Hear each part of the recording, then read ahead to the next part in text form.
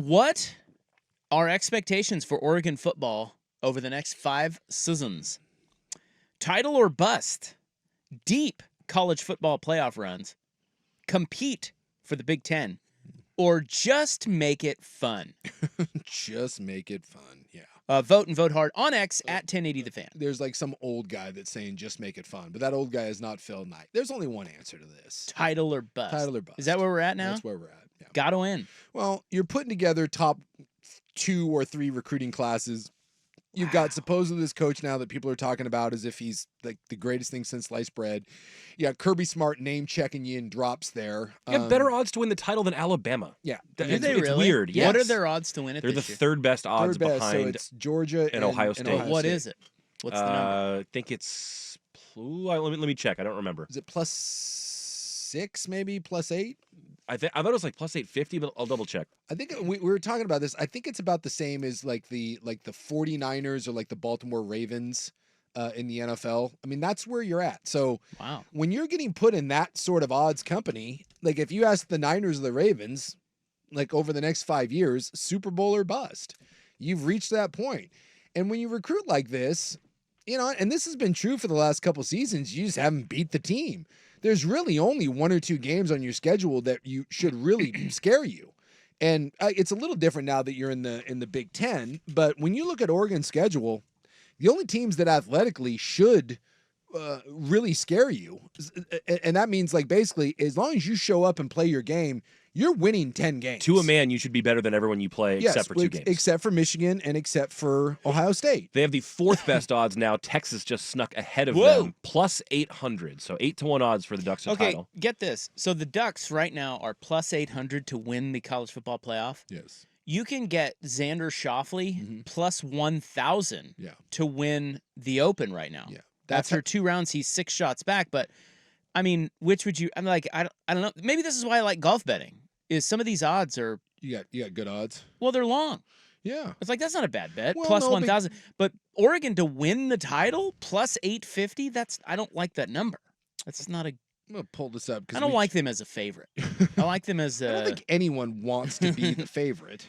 Well, So you said what was it, Buck?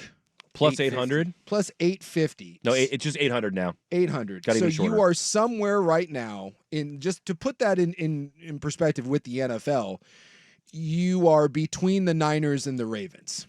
So Kansas City's Okay. the favorite at +550, San Francisco at 650, and then the Ravens are at 9. So you are squarely in between. You're the So, Niners and Baltimore. are you? I will give you 3 bets. Yeah. You can place all of your life savings on Oregon to win the championship Yeah. at +850. The Ravens to win the Super Bowl at +900. Yeah. Or Xander Schauffele at +1,000 to win this I tournament. ain't touching Xander Schauffele. I'm gonna put my money on the Ravens. I'd put it on the Ducks. And just this year, right? Or you're going Yeah, I'm just talking about this. No, I'll take yeah. I'll take the Ravens. Those 3 bets are for this. I'll take the Ravens.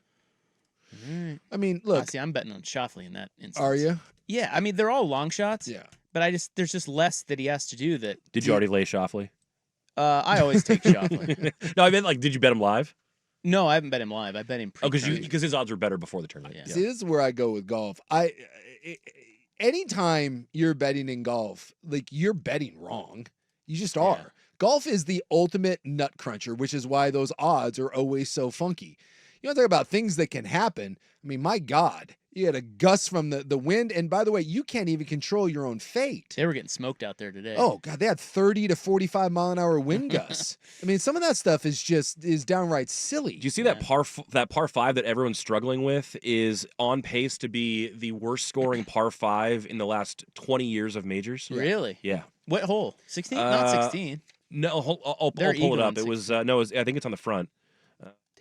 And there's whatever it is, what do they call the bunker there? The old circle of hell. Well, It's the postage stamp green with the coffin bunker. Yeah, the coffin bunker, That's where 8. you hit it out and it just rolls right back to you. Yeah. I mean, some of that stuff is just it's silly. So I will, if you gave me the chance to bet on elite teams or elite golfers, I'll bet on elite teams. The 6th hole, Isaac, the par 5 6th. Yeah. Okay. So I look at Baltimore and I still can't believe that they lost last year, and they should have won despite having, quite frankly, the world's worst game plan, which, do you know, to this day, no one has explained that.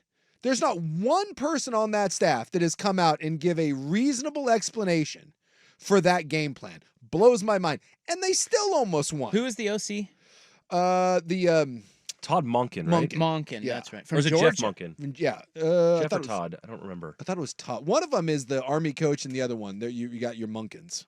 I think it's Todd. I think it's Todd. Todd. Yeah, I I think think it's Jeff Todd. is the Army coach. it's the damnedest thing. And then if Flowers doesn't fumble, it may not matter. Well, the year before, you remember what happened to them the year before? I thought Lamar was hurt the year He before. was, and they still almost beat Cincinnati. Yeah. Tyrod Taylor fumbled on the goal line. Yeah. You remember that? I mean, they've been really close. Baltimore's knocking on the door that you lose your coordinator now, and but I just if you're giving me those three, I'll take a team with a 2-time MVP that's been knocking on the door, that's as good as anyone. Whereas I'm not touching golf, and as much as I like Oregon, and I think this is the best Oregon team, depth-wise that we've seen, I'm not certain if there's star power on this team. You have a brand new quarterback who's a proven guy, but it is a new year, a new system. I think depending on what they end up doing up front, there is potentially 7 transfer starters on the defense. There's going to be 10 of them that play, but possibly 7 starters, including basically your entire secondary. And even though those are all good players, that scares me a little bit that there's no continuity there. And I don't know, it just and as much as I like Dan Lanning, again, I get every Husky fan that will shout to the heavens that we sit here and crown Dan Lanning, and his best win is probably against Utah. So, yeah, for me, Oregon, there's a little bit of a prove it, whereas with Baltimore, I got a 2-time MVP. I've got the 3rd best coach in the NFL, 4th, maybe, the most underrated coach. So I'll take Baltimore. I see all those reasons. The only reason I would pick the Ducks is I think they have fewer good teams to get through. Yeah, they only have. And because Baltimore has all that experience and the infrastructure in spades, Oregon might have that. We don't know, but I think that they have a tough, an easier road than the Ravens. Well, and this is a weird year too, in that even if let's say you get drilled by Ohio State, whatever, as long as you take care of business. How about this? You could lose to Ohio State and lose to UW, or lose to Ohio State and Wisconsin, whatever, and you're still in the playoff. As long as you win 2 of your 4, let's assume that you don't get nicked off by an also ran, right? So you got 4 games that you would look at on your schedule if you're a Duck fan. You're like, all right.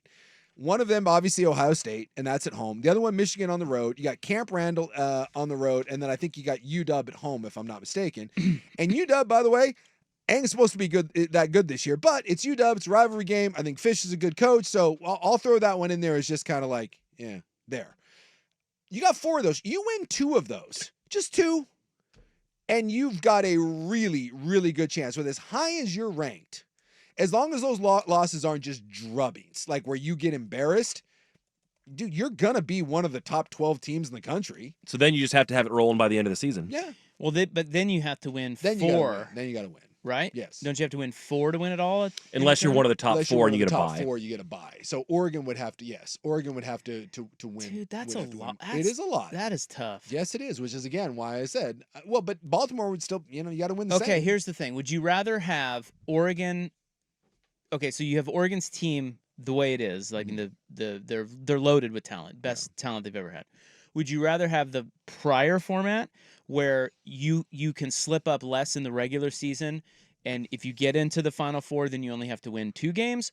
Or would you rather have it where they can slip up now that they're in the Big Ten? Would you rather have it where they can slip up in the regular season, still get into the tournament, but once they're in the tournament, now they have to win 4 games? It's harder to win in this format. Yeah, easier before. But Harder if you lose to Washington, then you're screwed. You're out. So there's no such thing as an easy championship. There just isn't. But and maybe this is starting to tilt because, and again, ifs and buts, candy nuts, we'll have a Merry Christmas. If Oregon recruits like this for the next 3 or 4 years, it will no longer, this won't be a deterrent for them. The new format will benefit them. Because the idea is that when you're playing Alabama, you're playing Ohio State, they're just more talented than you. And the more you're forced to play that team, the cream will rise to the top, right? It's a war of attrition the more you play. And so it behooves a lesser team to just have to do it 1 or 2 times. But if Oregon keeps stacking recruiting classes like this, and keeps getting these kids, they're going to be one of the teams. They're going to be one of the 5 to 6 teams that the long format benefits, because you're just going to have depth. You're going to have what Georgia has. So right now, I would say that I think the other way would be more beneficial, but I think Oregon is at least on the path. Not ready to crown anyone yet, but they're on the path to this new format being easier, or I guess being more beneficial. And then so the top 4 get buys? Correct. Yes. The top And 4 that's- get buys, and then 5 through 12 have head-to-head matchups. Yeah, so they have to win in order. So the buy is big. I think the buy is big. Buy is enormous. Yeah. So you really want to win the Big Ten. Yes. That's the key. And then also seeds 5 through 8 get a home game. Home game. So Yeah, right. Yeah. And so that's good. So when you there's a chance that if you don't win the Big Ten, you're either on the road or you're hosting like LSU. And trust me, Ah. you want to be at home hosting LSU or Bama as opposed to going to their Man. place to play. This is going to be so fun.